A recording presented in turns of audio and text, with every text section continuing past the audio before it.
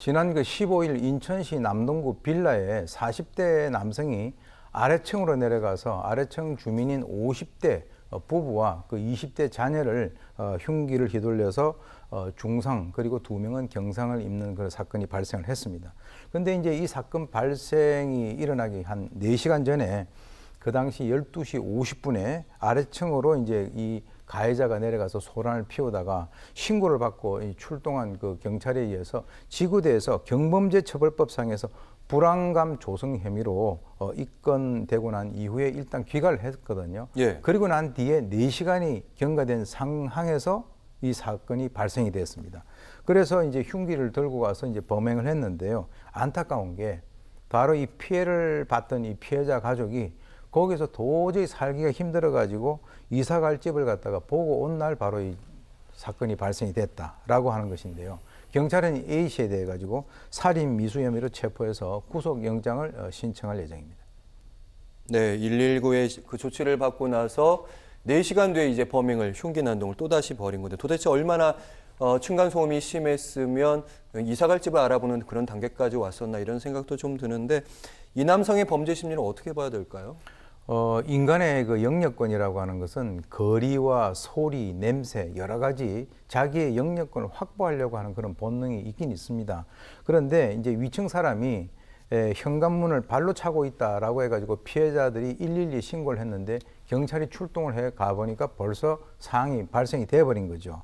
그래서 이 가해자 A씨하고 이 밑에 있는 피해자 B씨 같은 경우는 평소에 층간소음으로 상당히 갈등을 빚어왔다라고 하는데 범행 당일에 바로 이 가해자가요, 피해 가족이 문 닫는 소리가 시끄럽다라고 하면서 찾아가 범행을 한 것으로 나타났는데 이 통상 이게 보통 보면 이 층간소음 같은 경우는 아랫집이 피해자고 통상 윗집을 공격을 하는데 이 공격 방향이 거꾸로 된 거죠.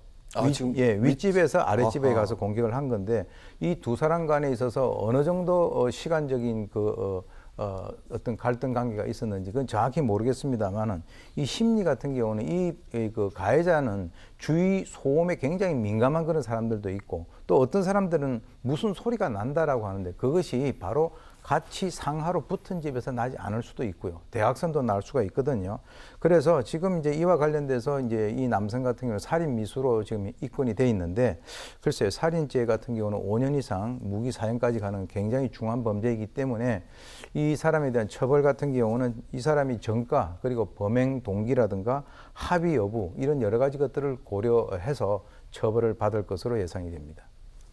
일단 뭐 층간소음 문제 어제 오늘 일이 아니죠. 해마다 증가 추세를 쭉쭉 보이고 있는데 네, 2019년까지 2만 5천 건 그 정도 되다가 갑자기 2020년부터 큰 폭으로 증가를 했습니다. 근본적인 이제 대책 마련이 좀 필요한 상황인데 이 전문가들이 그런 얘기 많이 하지 않습니까? 이런 층간소음 분쟁이 발생했을 때 그 집에 초인종을 바로 누르는 것.